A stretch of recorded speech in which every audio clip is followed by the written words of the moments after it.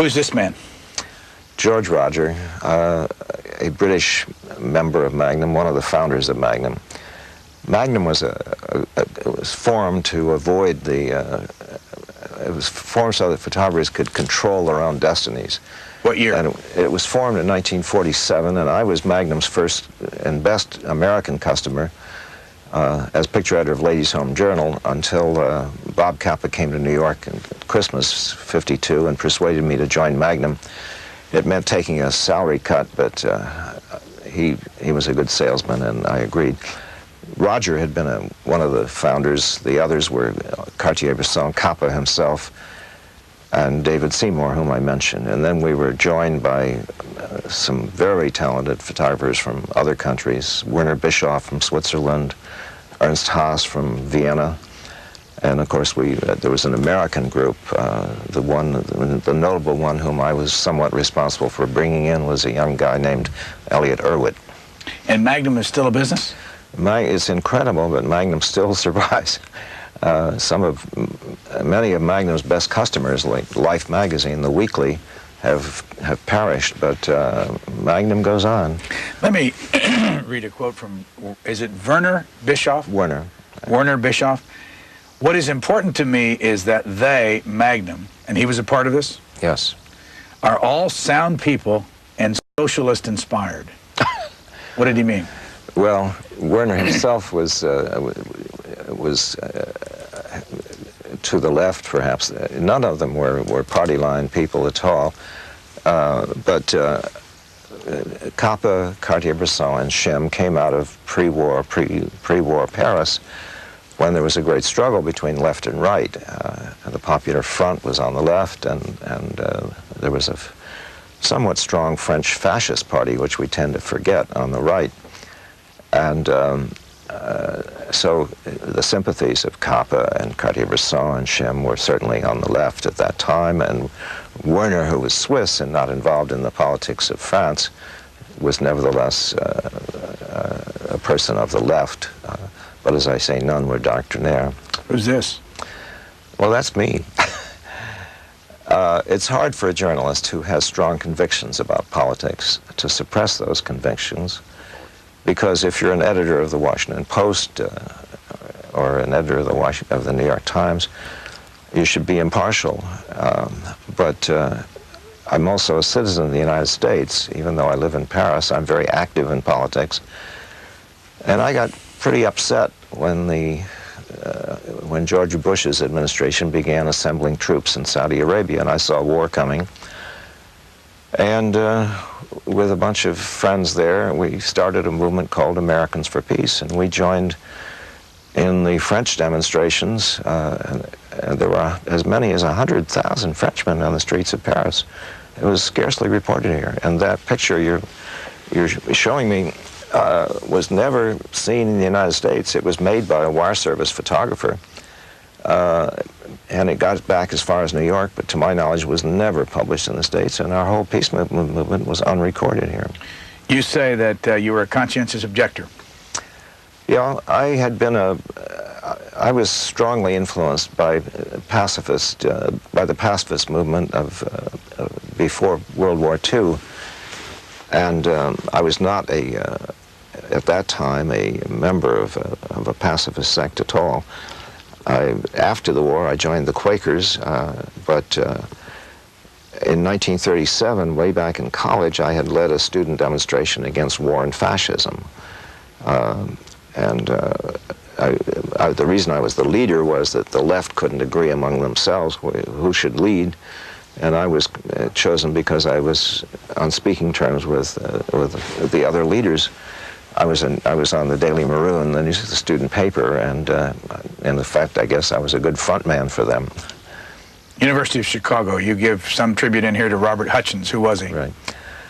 Robert M. Hutchins was the boy wonder, as he was called, when he became president of the University of Chicago at the age of 30. He had been the dean of the Yale Law School at 26, believe it or not. And I adored him. I mean, I got to know him personally. I saw him even in his later life after I left school. And I studied with him. I interviewed him for the student publications. He was just a great guy, and he recommended me to Henry R. Luce, that's of Time and the publisher of Time and Life, where I got a job in 1938 as an office boy, $20 a week. How long did you work for Time and Life? From 38 until 46, all through the war, and in the 6 cities that I mentioned before. And what is this picture? Well, that's an exclusive.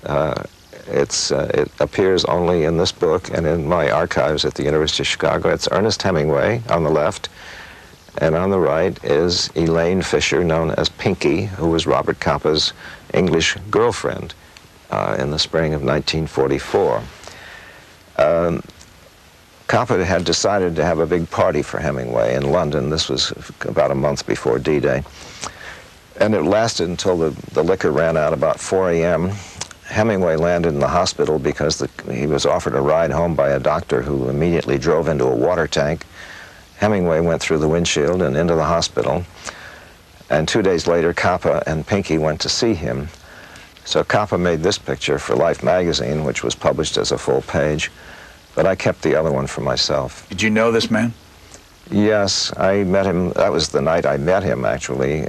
We also saw each other at Mont Saint-Michel during the war, because after D-Day, 6 weeks later, I went off to Normandy myself. I just couldn't stand the idea of assigning photographers at their own peril day after day to cover combat, and I wanted to learn something about it.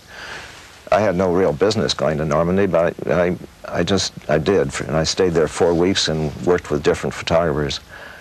One day Capa said to me, we were at First Army Press Camp with some very celebrated correspondents. Ernie Pyle was a tent mate. And one day Capa said, let's go to Mont Saint-Michel. We can stay there and cover the front from there. So we did, and Hemingway was already there, actually, with Bill Walton of Time. What was this picture right here? Well, that young man is one of a group who had shot at me about an hour before that.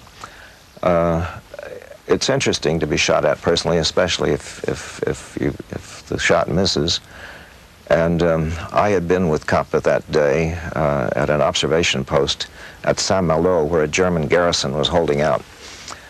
And I got a little too curious and went to see where the fire was coming from. And a soldier took me, said, I'll show you. And he walked inland a block, ran across the street corner, and dropped behind a stone wall. He motioned me to follow him, which I did, and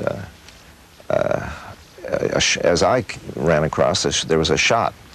He said, that's funny, that never happened before. And I said, well, yeah, it's pretty funny.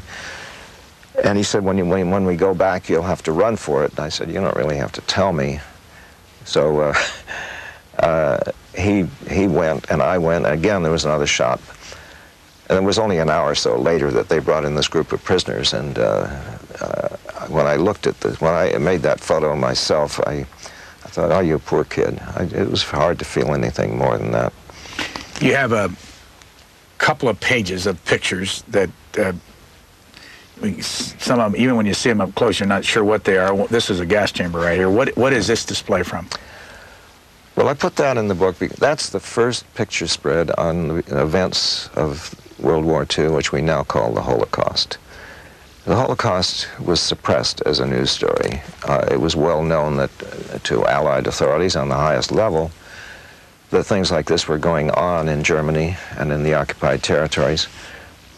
And these are shoes right here. Those are shoes. This was taken by probably a Russian soldier at the liberation of the Polish camp called Majdanek, I guess it's called.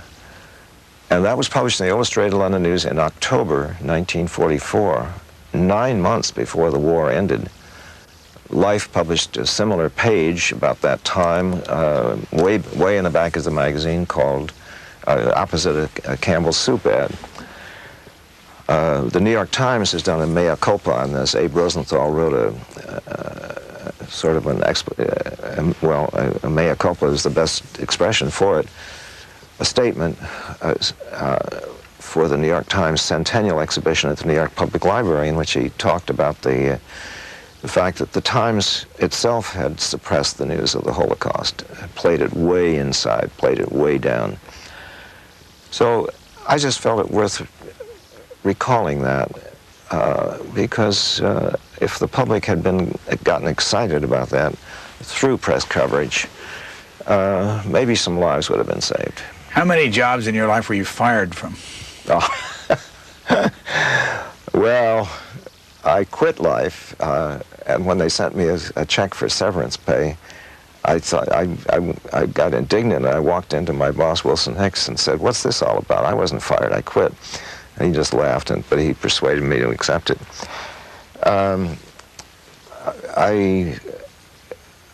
In 1961, Magnum and I got kind of tired of each other, and I guess you could say I was fired, but it was a mutual thing, and I've continued working with Magnum as a freelance person. I started my own business with them and so on. I was really fired by the Washington Post. That's a curious story that you'll find in there. But I continue to be friends with Katharine Graham and Ben Bradley, and I've talked with them about that matter several times. And they indeed recommended me. I mean, the Post recommended me when I was considered for a similar job at the New York Times. Why did they fire you? Well, it was an offshoot of Katharine's decision to bring Ben Bradley over from Newsweek to the editorship of the Post, and that had a secondary effect, which I don't think Katharine expected. The number 2 person at the Post under Al Friendly, the managing editor, was a guy named Ben Gilbert, and he really got upset because he had expected to advance himself, and when Bradley was put over there, he saw that his career was going to quickly terminate, which it did in a couple of years. So Gilbert was the man I had worked with mostly as picture editor, and I was his easiest victim, and we had a confrontation one afternoon, and I said, "Ben, I'm not going to take this any longer." He said, "It's you or me. You're fired." I couldn't believe it. And I appealed all the way to Katharine Graham, who saw me at her home in Georgetown and very sympathetically talked with me for 3/4 of an hour, and finally shook her head sadly and said, "Well, Johnny, I'm afraid that we've hurt Ben Gilbert as much as we're going to hurt him. I guess it's goodbye." How long did you work for the Washington Post? 14 months. Where'd you go right after that? Well, I went back to New York and got a job with my alma mater, Time Life. But as a book editor, I was assigned to do a book on Adolf, a picture biography of Adolf Hitler, which was never published because I was offered a job at the New York Times. Who took this picture? Gene Smith took that picture in Haiti.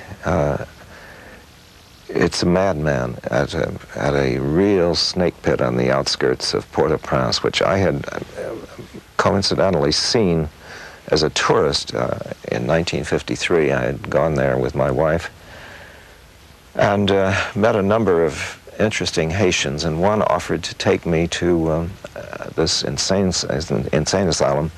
This man was trying to dramatize, call the world's attention to the plight of the mentally ill in Haiti.